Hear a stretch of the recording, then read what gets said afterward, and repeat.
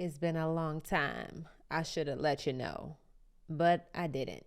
I did not.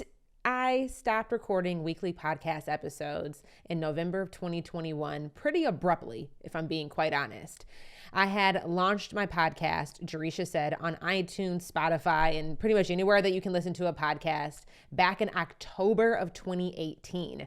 That was a year or so after I had quit my full-time career as an engineer, had been doing regular live streams. About a year into the business as a full-time entrepreneur is when I launched the podcast. And when I talk about consistency, honey, Jereshia's name came up in the dictionary, okay? I was publishing weekly episodes, sometimes more than one episode per week, from October of 2018 to November of 2021, and then I just stopped.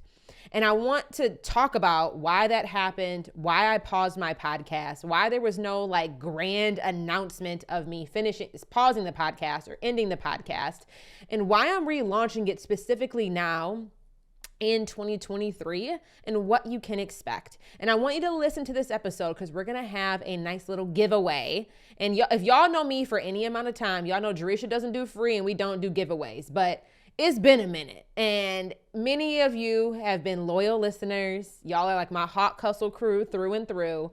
Y'all still go listen to my old podcast episodes, even though I have not released something new in over a year. And I want to do something special for you. So, and if you're new here, this is, a good way to get introduced, honey, okay? So let's get into this episode, okay? So first thing is first, let me give you some history on the podcast, why I launched it in the first place, and how we got to a point where I had to pump the brakes and recording weekly episodes. So I started my business October of 2016. That's when I really got introduced to this online education industry, this e-commerce world, but not e-commerce in the sense of, selling physical products, but I mean e-commerce in the sense of educational commerce, this online education industry. And I was still working full time. I was a pipeline engineer working at a utility in Michigan. And my life was doing pretty good. I was living the American dream. I had a great career that I loved. I had incredible benefits. I was on the leadership track at my company. I was being tapped on the shoulder for upward mobility opportunities. But there was something about the way the American dream wasn't my dream anymore. I think culturally I was raised to be grateful for what I was given, to be over ecstatic of the blessings that God had given me with having this amazing career by actually being a Black woman who was also an engineer. My grandma was proud, honey, okay? You could not take my grandma to Kroger or to the welcome committee at church without her telling somebody, oh, my baby is an engineer. It was a brag-worthy thing for my family members, knowing that somebody in the family was this engineer. I had made it, right? And about a couple years into my career, 2 or 3 years into my career, I realized that the American dream was not my dream. The American dream was not made with a Black woman in mind. And I wanted more. And I wrestled with this reality, it's who am I to be I got this amazing career. I have this amazing job. I had these amazing benefits. I had these amazing mentors. I'm on the leadership track. I'm being groomed for upward mobility opportunities. And this ain't it. Well, sometimes you might be really good at doing something, but it might not be the right thing for you. And that was when I started really exploring this alternative, figuring out, okay, what are these skill sets that I can leverage that I currently have where I can add value in the marketplace?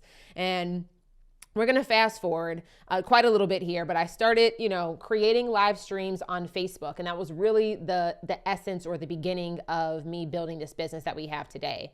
And about a year into doing that, from October of 2016, I quit my full-time job. I had replaced my salary by June of 2017. And I was like, okay, momentum was building, making money, seeing client results, all the things. You can actually go back, because one thing that I really am, the current version of Jereshia is so grateful for the younger version of Jereshia, because I have documented every step of my journey publicly. That's all the podcast episodes exist. The live streams are still on my Facebook business page over at Jereshia Hawk. And my Instagram newsfeed is literally a documentation of my journey. Like, I didn't even need Netflix to document the story, honey. All I needed was a camera and the internet, and here we are. But a year after, really starting the business, being full-time, creating regular content, I decided to create a podcast. And when I tell you that I was terrified, I don't know what it is. There is just something about the permanence of a podcast and the intimacy that happens when, you're listening to me right now, probably while you're like driving your car on your way to pick up your kids, or I'm in your earbuds while you're walking your dog, or you're sitting in a bubble bath right now with me playing over your speaker, like while you are sudsed up and naked. Like, there's just a level of intimacy about podcasting that I don't know what it was that freaked me out about recording content in this way. But it took me a year to wrestle with that fear. But eventually I launched the podcast. And when I tell you your girl was consistent out here, your girl was consistent out here. From October of 2018 when the podcast launched to November of 2021 when I put a hard stop on the podcast, I had produced over 160 episodes. I mean, like, hey, okay, sis. Like, I was out here. Consistency was my name, okay? Frequency of content was my game. Like, look me up in the dictionary, boo. Under consistency, I am there. So that's, it was really great. And I will say that podcasting was foundational for the success that I experienced in my business. So how we ran the podcast back then was I would go live on Facebook. And then eventually it matriculated to Instagram around 2020. And I really started investing in my Instagram account really, really intentionally, which talks a little bit about why, or I'll share a little bit later about why that influenced why we stopped the podcast for a period of time. I would take my live streams and then I would repurpose my live streams to my podcast episodes. So I would say about 90% of the podcast episodes that currently live on the Jereshia Said podcast are the audio stripped from all my previous live streams. Right up until now, we have almost 200,000 podcast downloads, and majority of those are repurposed live streams. And that has worked. That was the essence of my success. Going live, repurposing my live streams as audio podcasts, and really creating this opportunity of bingeable content for you, my consumers, for my audience, for the people that discovered me. And that was really how I became successful. That was the consistency and the output and the frequency at which, and the frequency and the placement at which you can consume my content. That is what led to me building trust in the industry, really positioning myself as an authority by sharing high value content that really spoke to the evidence of what I was noticing and the evidence of the results that I was getting and the results that I was helping clients get. All of that was the secret sauce to my success. So let's talk about why we ended the podcast. November of 2021 was the last weekly podcast episode that I had published. And it was like a hard stop. I did not make some big announcement on Instagram or to my audience or to my email list about why I was stopping. It's just I did not have the capacity. My capabilities were falling short of my actual capacity to produce at that time. And the reason being is that back in 2020, when the world shut down and COVID happened, my business had exponential growth that year. I tripled in revenue and I tripled in client enrollment in that one calendar year.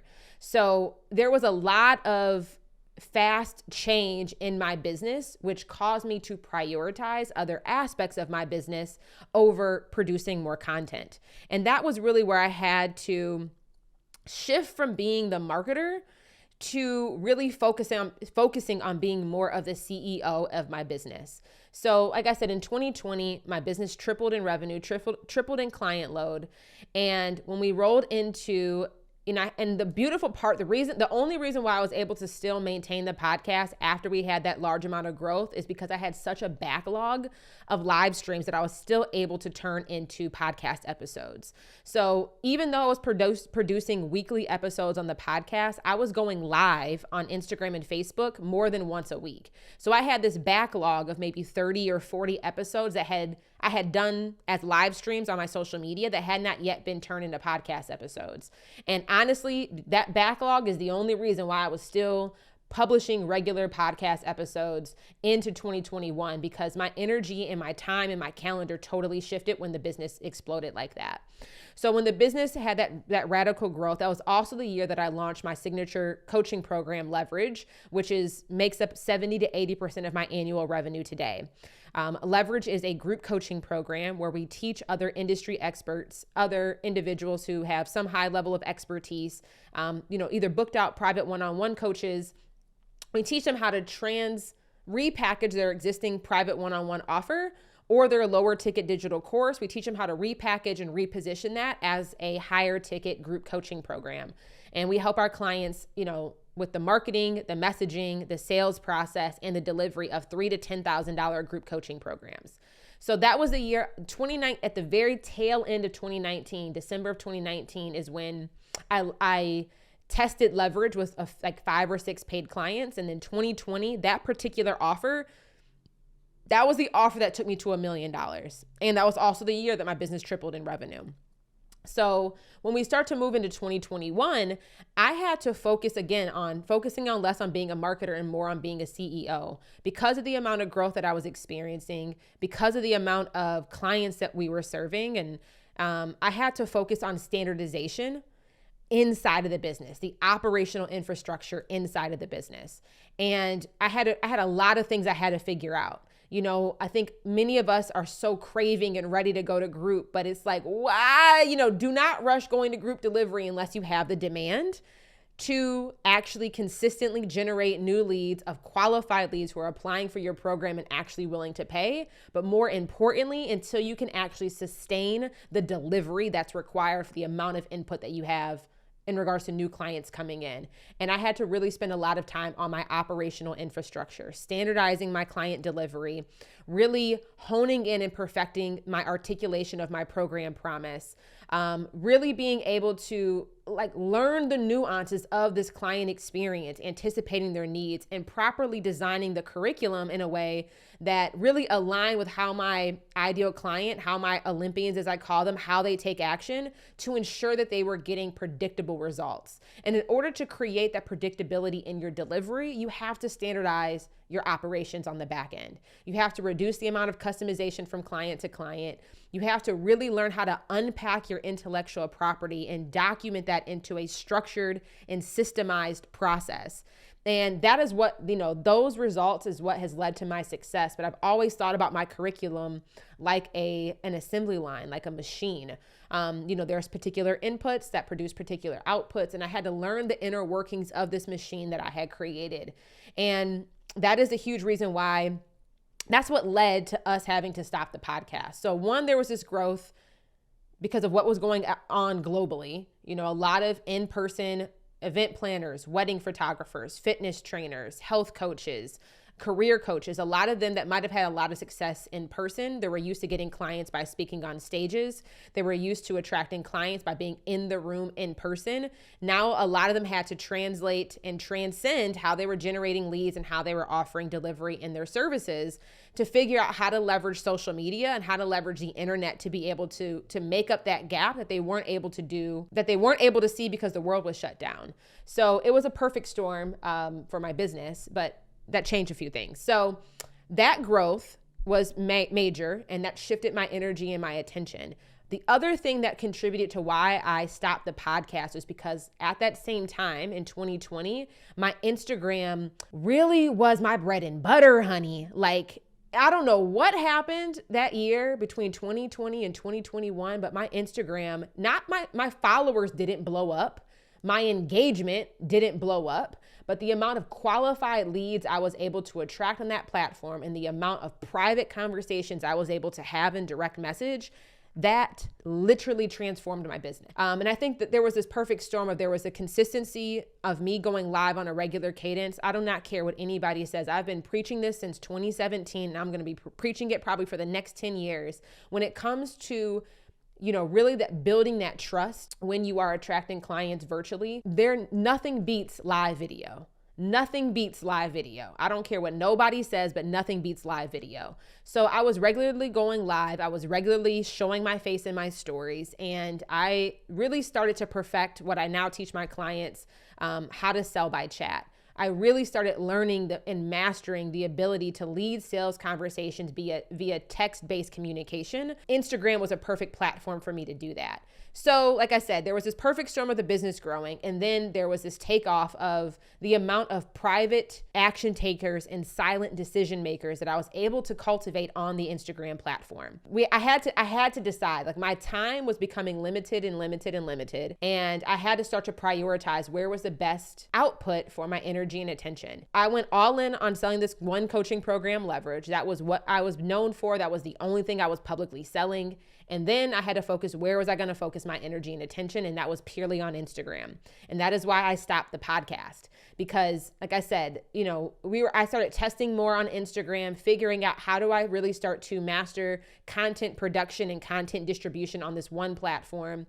And the beautiful thing about Instagram that I think is very different than any other platform, any of the other social media platforms, is that you can do everything on that one platform.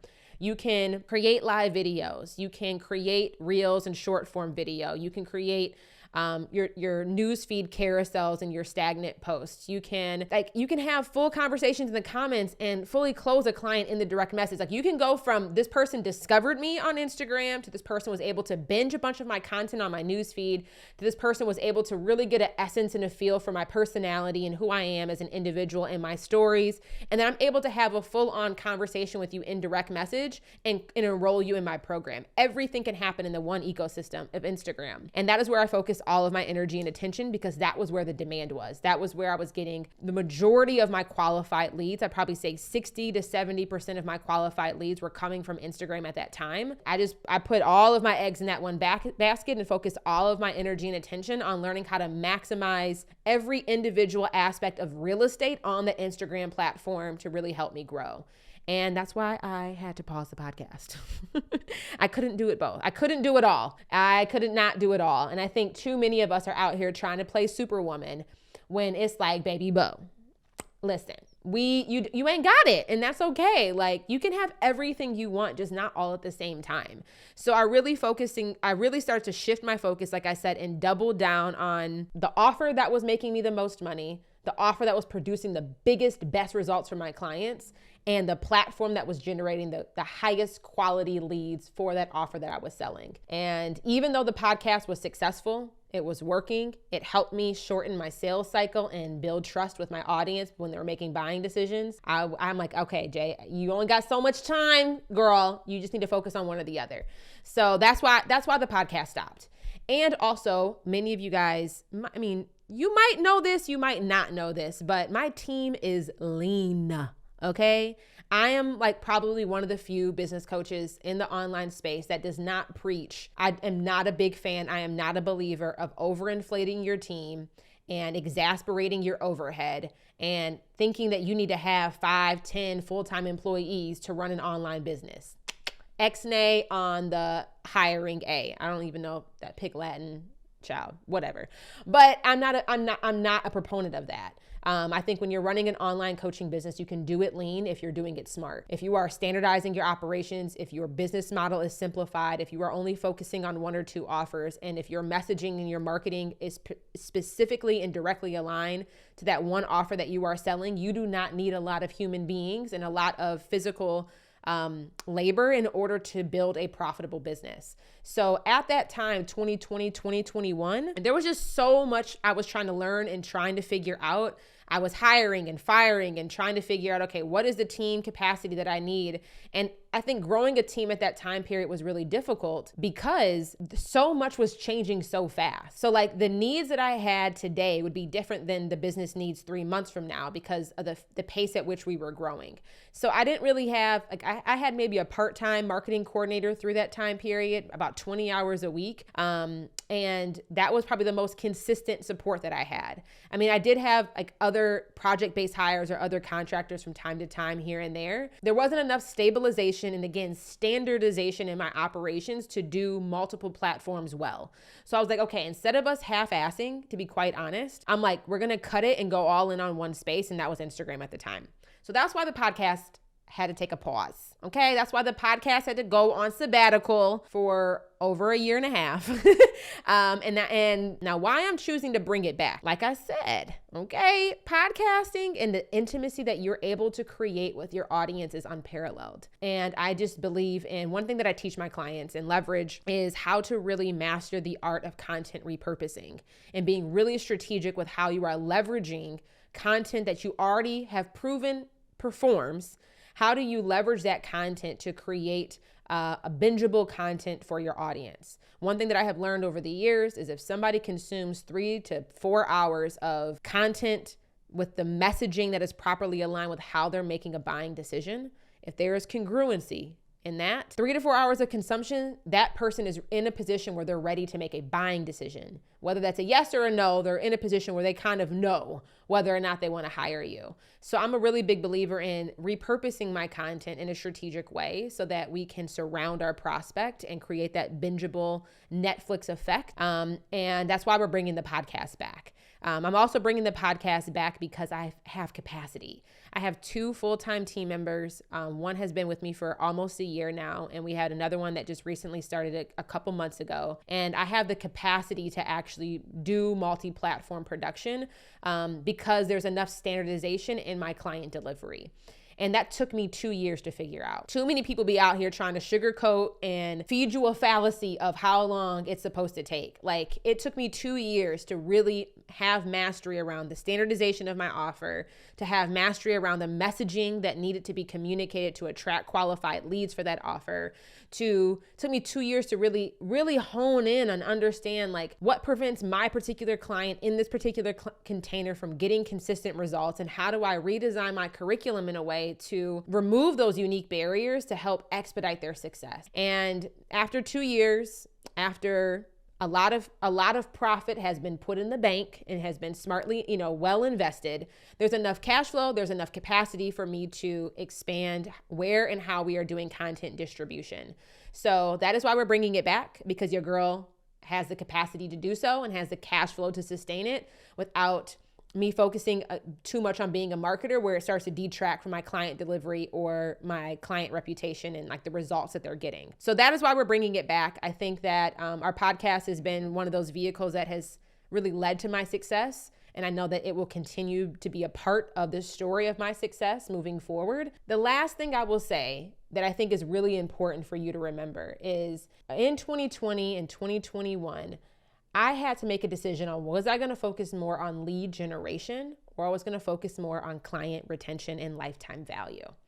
And that is a discussion that we don't talk about enough. My business was growing at a fast rate, and sometimes what people will tend to do is just put more fuel on the fire to generate even more leads. And part of the reason why I had to stop the podcast is because my goal at that time was not to, I had enough leads, but the issue was, okay, Jay, you need to really focus on client retention and lifetime value. That is going to be the thing that will differentiate you and also create stability and predictability in your recurring monthly revenue. When you start shifting to a high ticket group coaching program and your offer is $3,000 to $10,000, clients have 6-12 month commitments with you, you need to focus on how you're going to retain those clients and actually recover the payments that were promised when the client enrolled. The other thing is that focusing on client retention and lifetime value, there's studies and research and all the things that say that it's easier and cheaper, less expensive to get an existing client to buy a second time than to get a new lead to purchase for the first time. And even though, yes, the podcast was working, yes, the podcast was doing a great job of generating new leads, yes, all the things, all the magic was happening with the podcast, I had again make a decision.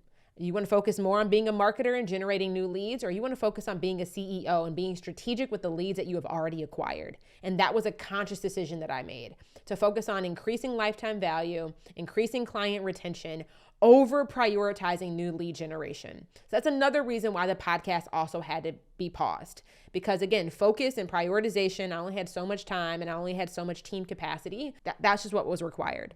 The type of content you can expect in each episode is going to be content for coaches. learning the inner workings of the marketing, messaging, sales, and delivery for building a thriving coaching company. What you're gonna learn in these episodes is gonna be for the new money era, okay? Like for those individuals where you might be the first in your family to make as much money as you're making right now, navigating the nuances, the mindset, the beliefs, the lifestyle of making more money than you've ever made before when you don't have a family member that you can call for context or support, okay? You might not have a lot of rich friends in real life, but you got some rich friends listening to the podcast episode right here. And lastly, you're going to be hearing in episodes the unwritten rules that no business book or podcast produced or written by a white man will ever tell you. Let me keep it 100 with you. Being a woman and being a Black woman, there are unique barriers, unique obstacles, and a unique perspective and approach that we take to address common business principles and to address common business challenges that, quite frankly, a white man can't tell you because they have the privilege of never have had to experience it. So expect the raw, the real, the uncut, and expect to feel a sense of familiarity when you tune into these episodes, because I'll be speaking from evidence.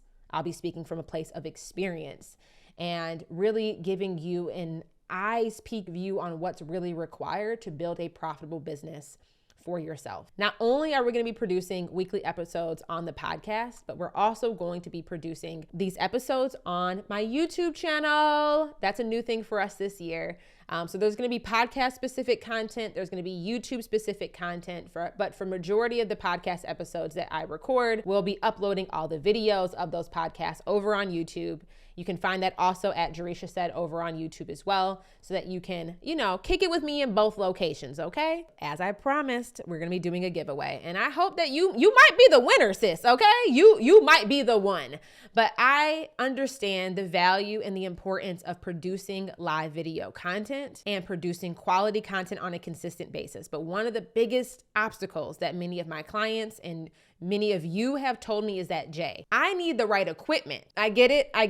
You can do a lot with your iPhone, honey. And I have. Most of my episodes were recorded on my iPhone. There's a level of confidence that you end up feeling when you know that you look your best and you know that you sound your best, and that allows you to show up your best. So we have put together a creator kit just for you. We'll be giving away a Logitech Brio. That is one of my favorite webcams that I have used for the past few years for hosting my coaching calls, doing my live stream videos, doing podcast interviews, and giving away a Yeti microphone. That was a microphone that I used for the first 4.5 years of my business. That Logitech Brio and that Yeti microphone, honey, when you put those two together and you throw your sauce and your skill set on the mix, baby, you cannot be stopped. This is over $300 worth of equipment to build your creator kit so that you have the confidence to show up your fullest. And there's only 3 steps that you have to take to be entered into the giveaway. One is that you have to subscribe to this podcast. You can subscribe on iTunes, Spotify, wherever you choose to listen. The second is that you need to leave a review on whichever platform you listen to podcasts. So you have to give it how many ever stars you think this podcast deserves and leave a written review.